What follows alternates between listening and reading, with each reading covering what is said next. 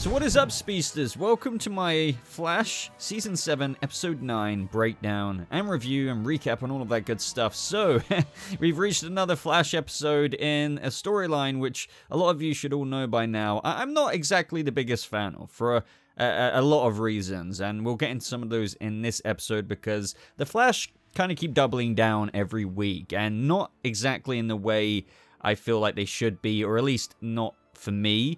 And this episode highlighted, oh man, a lot of the things that I keep raising in the last few weeks with stuff. And let me also say this as well. One thing I kind of liked about this episode is that the story felt full in swing, so I was a lot more interested. Like, all of the main plot stuff, granted that I'm not exactly mega on board with the way this whole Forces storyline is going, I'm just not really down with it. It was all about that. Like, every moment, it was main plot-driven stuff, so I was a lot more engaged, which definitely felt refreshing, because the Forces storyline felt like it was getting to, like, the precipice of something really big happening, and yeah, some interesting stuff did happen, so let's get on with this, you know, breakdown, and let's talk about it. And I'd really encourage you to leave your thoughts down in the comments below after hearing my honest thoughts about everything. And if you guys could go ahead and leave a like on the video, I know you probably get sick of hearing this from plenty of YouTubers, but it really does help us out and helps our videos go out there in the algorithm.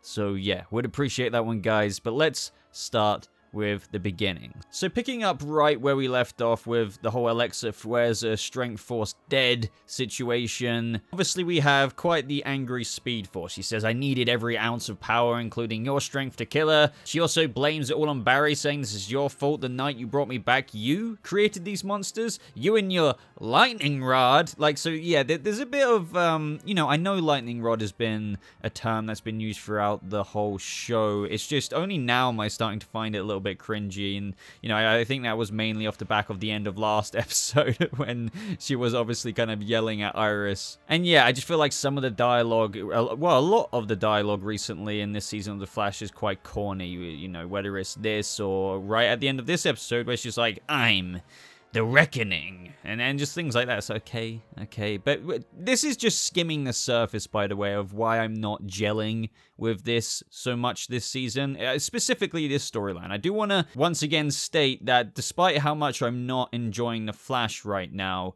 I'm still very much so looking forward to when we get into the Godspeed stuff, and then obviously with the Nora and Impulse stuff, and of which I haven't really made a video about recently. I have seen the suit, just to let everyone know. I'm just gonna wait till we see it in motion more. I know we can see it, but sometimes photos from afar don't do justice.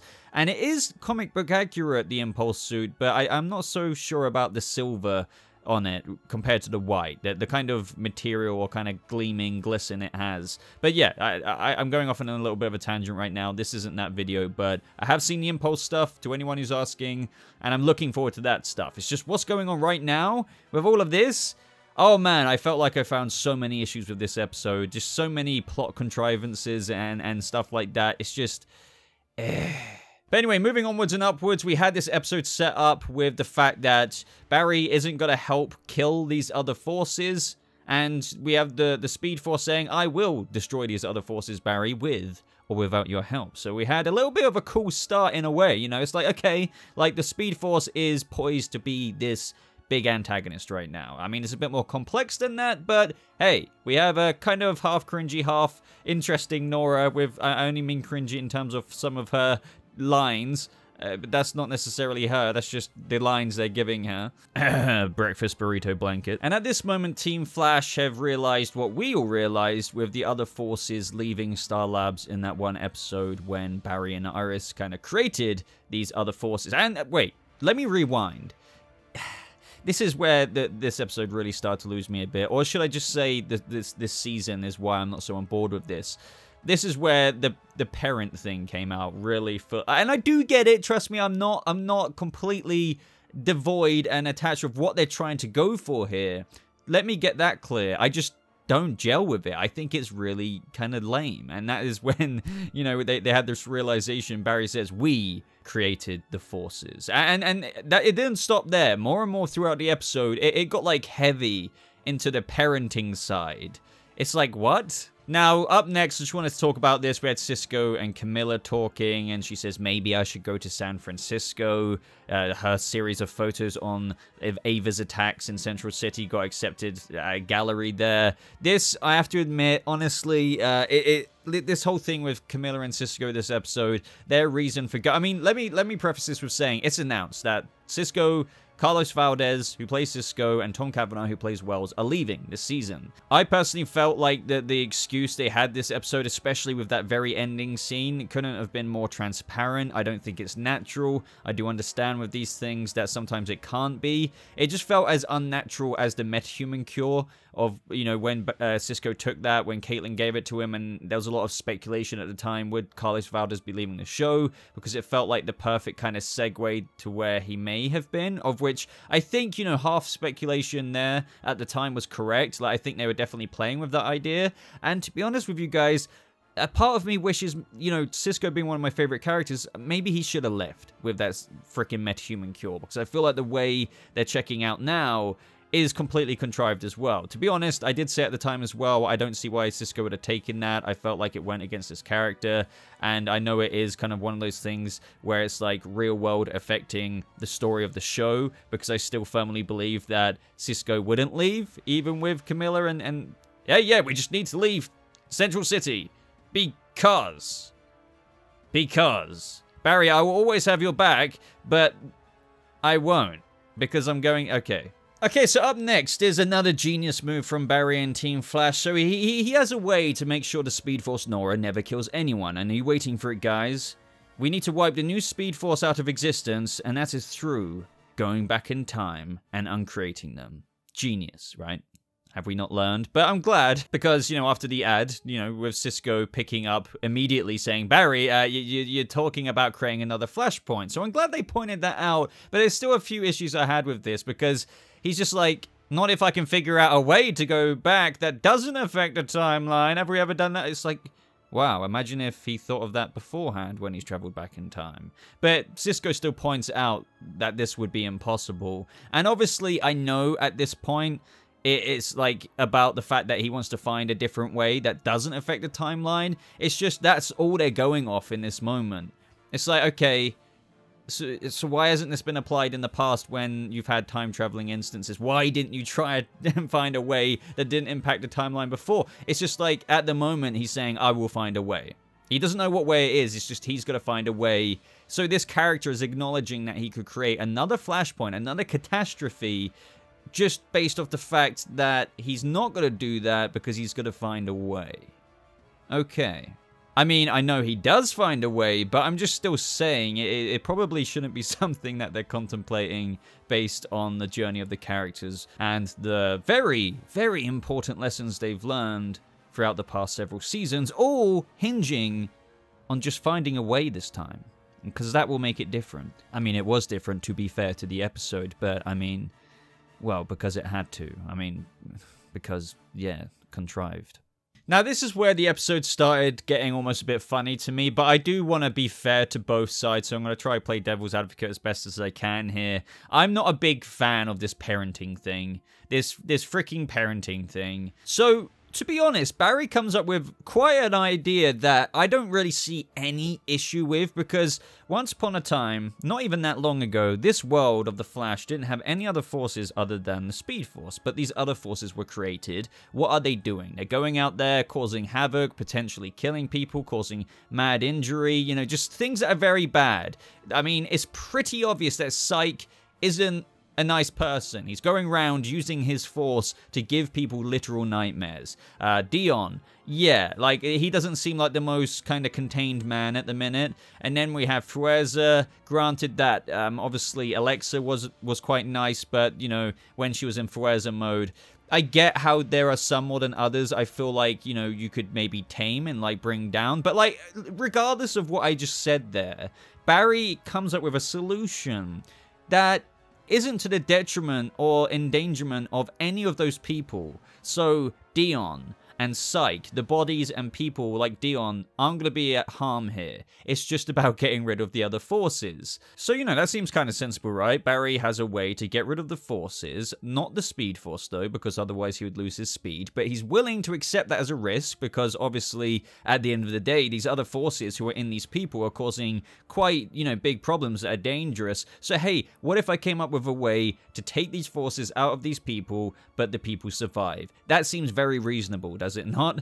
But then we had Iris, who was really defending Nora, saying, what about the risk to Nora, Barry? Does her life not matter at all? And Barry says Nora is not a person, Iris. She never was. I guess this is really, you know, going double ham into humanizing the Speed Force, which, you know, makes sense as to why they've been trying to do that so far. To obviously lead up to this plot point where it's about getting rid of these forces, and it's like, what if there is more to them? Because, well, they've been humanizing them in the most efficient ways, like wrapping them in burrito blankets and whatnot. Also, I do want to give a little bit of a shout out how they did make a massive shout out to their own literal points of talking down this season, which I know a lot of the audience aren't mega happy about through just some of the comments on my earlier reviews where they were talking not each villain down, because there was one or two that didn't get talked down. But yeah, either way, they made a literal point of their talking down this season, with Iris saying the right thing to do would be trying to get through to Nora. Just like how we beat Ava, just like how we talked down Abracadabra, that is what we do. Well, yeah, but like, I think the audience kind of want to see a little bit of Flash speedster punching every now and again. And Iris, that isn't technically what you do, that's just what you do this season. Either way, though, because Barry and Iris really disagree on this, because Iris is really adamant about the sanctity of the lives of these other forces, mainly Nora, though, they just go their separate ways. So we have a bit of Iris drama this episode.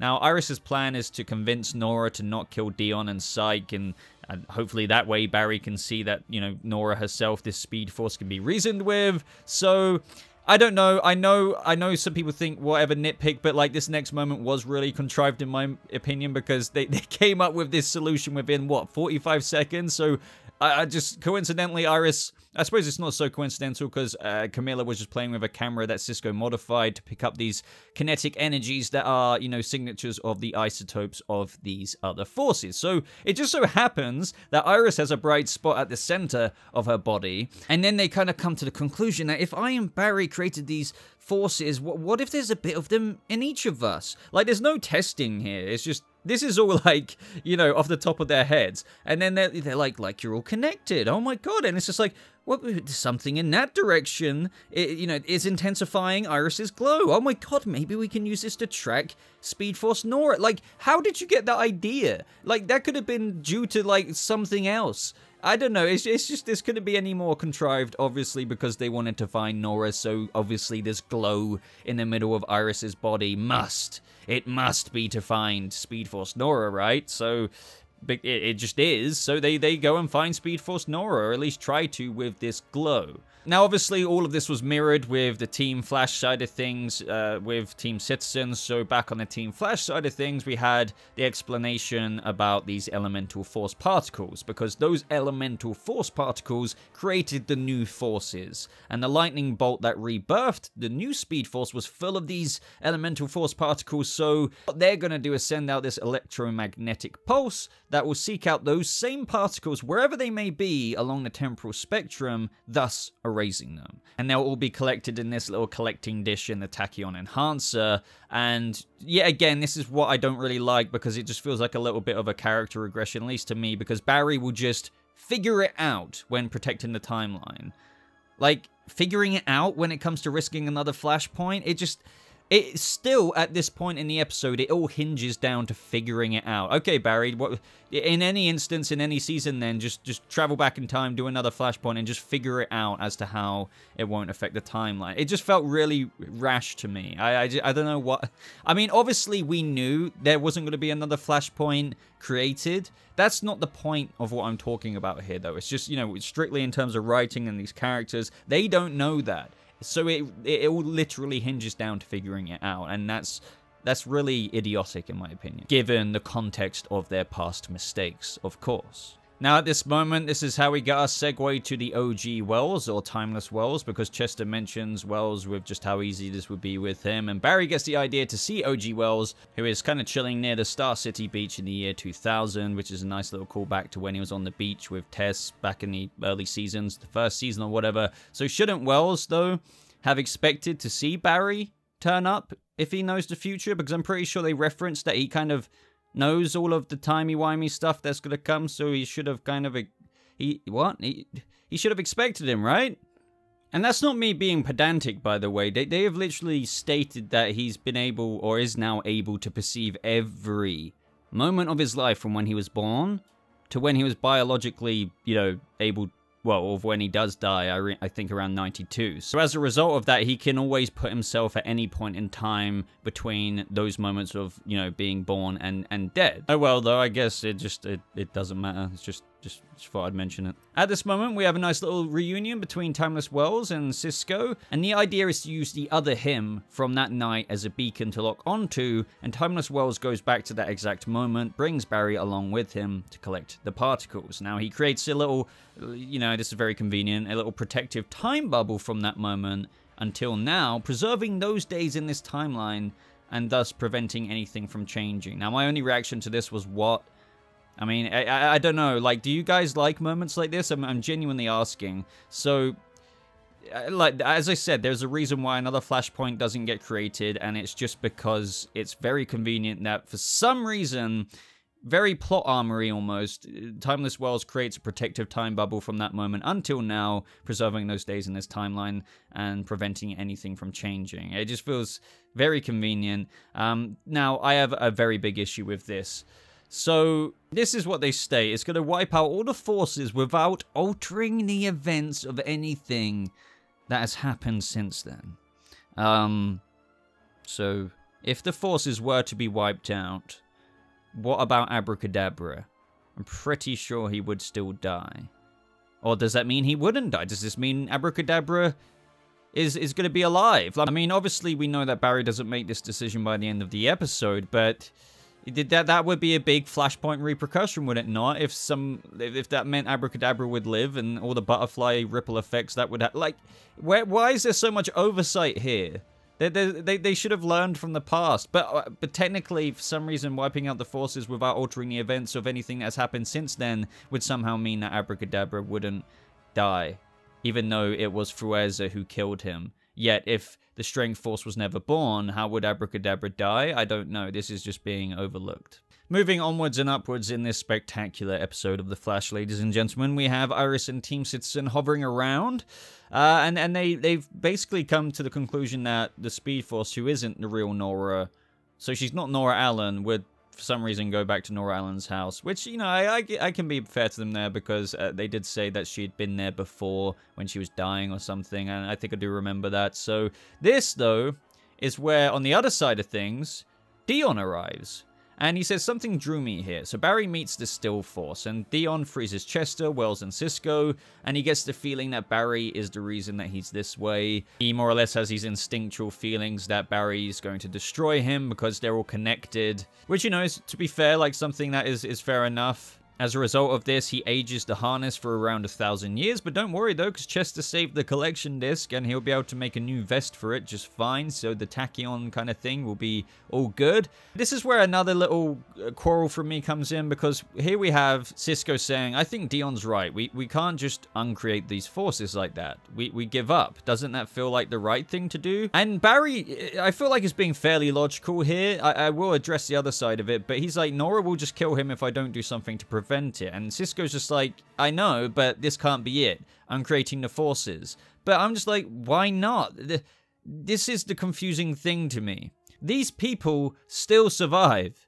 I don't understand. So let's take into account what's happening here. We have forces going out there causing chaos, very dangerous situations. We literally have a freaking sadistic psych who literally enjoys sadistically giving people nightmares and causing trauma. Like, and then we have freaking Dion, who just causes God knows what issues with time, and he clearly isn't the most chill person. So please tell me, what is the most atrocious thing about removing those forces from the equation, of which were never around beforehand, by the way? So like, They never existed before in the previous seasons of The Flash, and these human beings still get to survive. Also, can I add in the fact that they never had these powers or these forces in them before? They've literally only had these forces in them for the past few weeks. So I'm pretty sure that they're going to be just fine being their old usual selves, because that's all they're going to go back to. They're their old usual selves without the forces. So what is the big, really wrong moral thing that Barry is doing here from the perspective of Iris and the perspective of Cisco? I felt like they were just really trying to make Barry feel guilty for a solution that was fairly sensible, and that is liberating these human beings from the forces. And that's it. Now, to do the counter argument, I do get that I guess these other forces are these elemental, somewhat sentient beings, but the interesting thing about that is the only sentience we've ever seen from a force is from the Speedforce itself. Like, these other people like Dion and Psyche and Freza, like, I don't know, have we seen the Still Force and the Strength Force actually talk? Like Nora? Not really, no. So, like, I get the argument is, should we really kill these other forces because these sciencey elemental forces are technically other beings? So you shouldn't do that? But I don't know, man. Like, I think the argument that Barry has is that, well, the people behind it, like Dion and like Psyche, are going to be perfectly healthy and fine. We're only removing the things that are wreaking havoc around Central City. Things that weren't existent before a few weeks ago. Is that such a bad thing? No. But for some reason it is. It's like a really, really, really, really bad thing that multiple characters are having a bit of a moral crisis over. Also, we had that line from Cisco just saying, just because he wants to be given the chance to be himself? But before the forces, Dion was himself. I don't understand. I don't understand this line. So, you know, obviously it was all about the fact that, you know, Barry shouldn't really maybe remove the forces from Dion. So, in this case, the Still Force, because he just wants to be a chance to be himself. But, like, I don't get it, dude. Before this force was in him, that's the life he's going to go back to. So, with this new addition, the Still Force being inside him, that's technically not himself, because himself would be the guy before he got the Force. So, do you see what I mean? I just feel like this is so... all of this is just so late. I can't get on board with this Force's storyline. It's not what I'm here for. By the way, as soon as we had that, you know, time for a Papa Joe moment, I knew exactly what this talk was going to be about. Obviously, Barry proposing that it's safer if these other forces don't exist. The people still survive. Thank you for pointing out, like, the completely logical plan, Barry. Yeah, I just feel like the stuff from Joe was a completely irrelevant advice tip. Look, I love Joe, but the comparison he gave is that they're compared to be Barry's kids, because him and Iris brought these other forces into the world. Right, okay. To top this off, we catch up with Team Citizen, who go back into Barry's old room in the old Allen house. And lo and behold, Psyche is there, and he says, "Hi, Mom!" Yep. This is top tier entertainment. Like, at this point, people, they are doubling down on the fact that Barry and Iris are truly the parents of these forces. Look, I get that logic in one way. Like, I'm not trying to be completely blind to it. But what I will say about it is I am not here for it. I think it's so silly. I really do. Fair enough if you're on board with it, but like this whole thing... I'm not here, dude. I'm not here. So, regardless, let's go over this scene. Psyche says that Nora has inflicted a bunch of pain. Like, this was weird as well. I didn't like this. So, Psyche says that Nora has inflicted a bunch of pain on Iris. How deeply she's torn apart her relationships and her whole, like, underline, and her whole life. Wait, what? Really? So this is what I find about this whole storyline. I think this moment kind of personifies it for me. They're injecting so much drama and so much... it's like concentrate. Do you know what I mean? Like, it's like this storyline is being over-dramatized to the point of where the subject matter isn't that dramatic. So this line perfectly personifies it. He's talking about... Psyche is trying to obviously, like, really traumatize Iris by... bringing out her traumas. That's who he is, right? So he says that the Speedforce Nora has inflicted a bunch of pain on her, and how deeply this Speedforce Nora has torn apart Iris's relationships and her whole life. No, she hasn't. So what is this? look, Speedforce Nora is a bit of a problem, I understand, but she hasn't torn apart her relationships and her whole life. This transparent drama or dramatization, sorry, I can't talk, is so cringe when, well, yeah, it's like, I can't really articulate it. If you don't understand what I'm saying, maybe you will never understand, but if you do understand, then you understand that what they're teasing here is just not the case for these characters, but they're trying to make it such a serious and, oh my god, like, this Speedforce Nora is tearing apart Iris's whole life and relate. No, but she's not. So I don't understand what you're doing here, episode of The Flash. This isn't interesting despite how much you're trying to gild and paint it to be interesting and serious, because it's just not... Okay, look, I'm going to move on now. Also, turns out that Iris's biggest insecurities is that she'll never measure up to be as... Like, so Iris's basically biggest insecurity and fear is that she's not going to compete with Barry's mum. Okay. Anyway, though, going back to Team Flash at Star Labs, we have Barry equipping the Tachyon Enhancer. Cisco comes back into his room to have his back no matter what, but I guess that's a big fat lie because he's moving to San Francisco. But moving onwards, we have Wells and Barry go back in time with his special bubble skills, which apparently doesn't impact the timeline if they were to go through with this, but they eventually don't. But just thought I'd mention that still. And so they're here. And by the way, I knew it. I knew it. I hate to say I told you so, people. Wells wasn't just looking at the other forces going out, because I remember that one scene, this scene we're talking about right here, people were saying that he was just looking at the other forces go out, but I don't get it. There's no window where he's looking at, seeing these lightning bolts go into the sky. So he was looking at someone, and it does indeed turn out to be a cool little twist of how he was looking at his future self and Barry, who were just looking back at him in turn. So they go to the roof. I thought this moment was pretty cool. You see all of this Speedforce energy go out of Star Labs into the sky, mixed with this kind of music. It was pretty epic, I do admit that. And Barry goes up to this beam of lightning. I like the shots they had of all these side angles zooming out of Star Labs. You know, I enjoy stuff like this. It was kind of like a nice refreshing change of visuals on the screen. And so he steps into it and he collects the other forces' particles, and without these they will basically die, so that they don't get distributed out into Central City like we originally saw. So the energy readings are going down for them and they're dying, but this is when we see Psyche get energy just blasted out of him. The same with Dion and the same with Fuerz's or Alexa's dead body. And another 20 seconds, they'll be gone forever. Barry did it, but you know this won't end this way. As soon as they say another 20 seconds, they'll be gone forever, which is when, in the past with Wells and Barry, there is an act of creation happening. They're kind of just basking in the forces being born. They get like the best angle to these northern lights, if you will. So even though they're dying in time in the future right now, in this moment with Wells and Barry, they're being born. And in this moment, it's only explained after the fact, but Barry's seeing like in his head all the potential impact these forces will have on the future with their family and other speedsters, so he starts crying, and it brings him to the resolution that he can't do it. And by the way, this is, I guess, the issue for me, and I have offered both sides, but this is where we're meant to feel sympathetic for Psyche and the others as they're dying.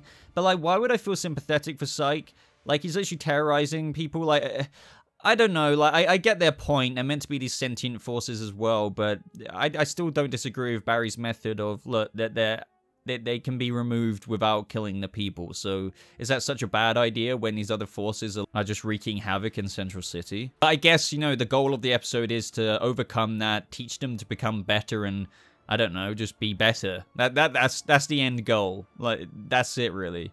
Because of the whole quote from Joe saying, never judge your kids for who they are now, you help them become who they can be.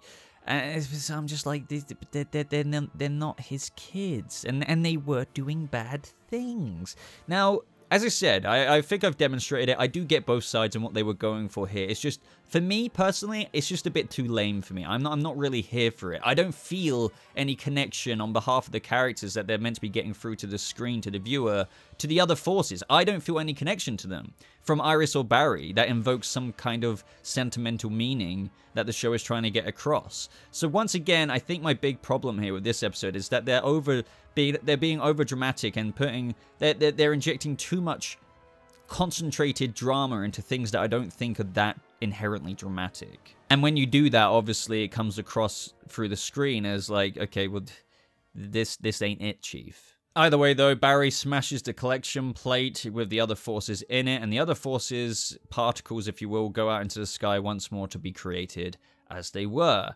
We have Iris make up. Iris tells Barry that she went looking for Nora, but ended up fighting for Psyche, couldn't get through to him, and we have words of, you know, can't believe how close I came to erasing them, because they're parents, and he says, this is what I was talking about a second ago, I could feel how they would affect the future, all the speedsters and heroes' lives they would shape. Some of them were family, Iris, our family.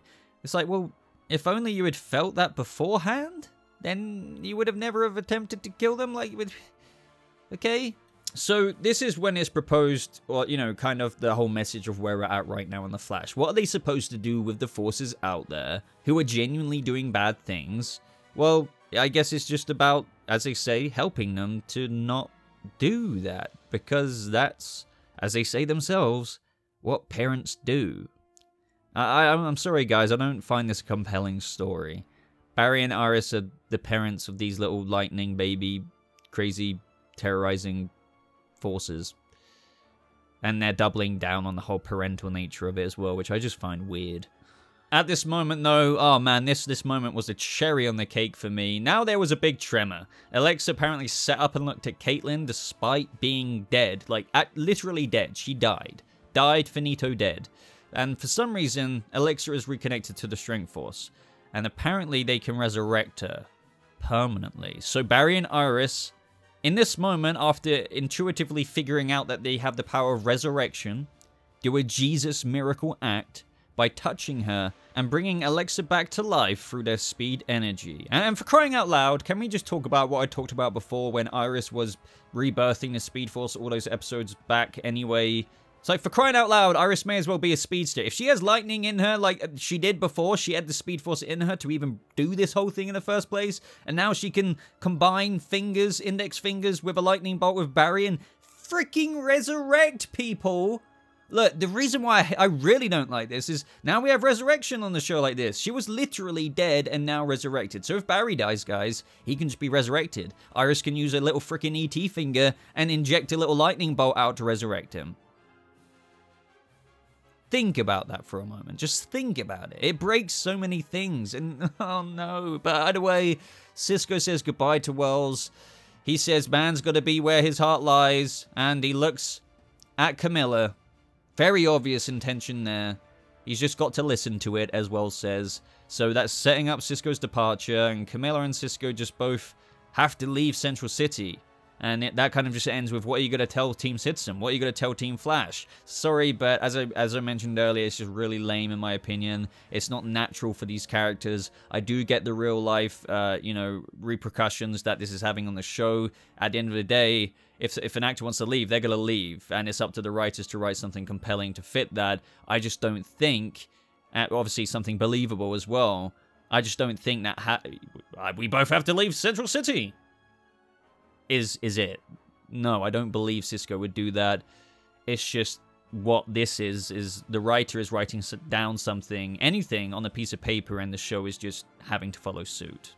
And then lastly, ladies and gentlemen, we have the post-credit scene with Dion, and the Speedforce Nora arrives, and he says, "What are you?" And we get another, of course, beautiful and really cool line of, "A reckoning." No, it's kind of just like the Iris line from the end of last episode. She uses the reverse flash hand. And I just kept thinking over and over again, tell you what, Dion, mate. You know that little handy still force power that you have that you can travel through time with?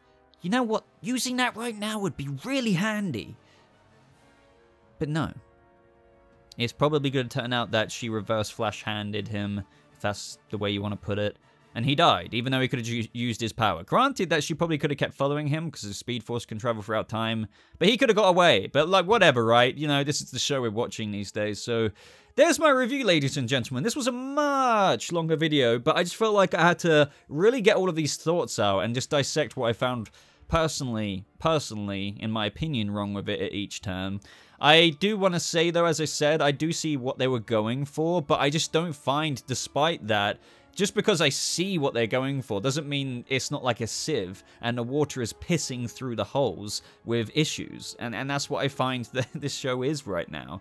It's also just in general, like, I feel the confidence to say this through interacting with my audience. I can tell so many people just aren't here for this Forces storyline anyway. So I think a lot of us are kind of going on holiday and signing ourselves off until we get to the Godspeed stuff. But even then, well, I'm not going to say it. I just hope that is better when we get Godspeed. Because whatever this is just, I think, personified quality of the Flash these days. And that's not a good thing. But anyway, ladies and gentlemen, feel free to talk about what I said, critique what I said, agree with what I said, whatever, right? But also like this video if you got this far. If you got this far, I'd really appreciate it if you left along with your comment down in the comments below, because it's so interesting seeing who got to these points, and I will heart every single one of the comments that types this. And what you need to type along with your comment is hashtag Barry's plan had nothing wrong with it. Other than that, ladies and gentlemen, you can find me outside this YouTube channel in my links in the top pinned comment, which is my comment that is pinned. I have a Twitter link there, I have a Discord link, and many other links to support me if you feel like doing so. But thank you so much for watching. I hope you all have a lovely rest of your day, and I'll see you speedsters in the next video. Goodbye.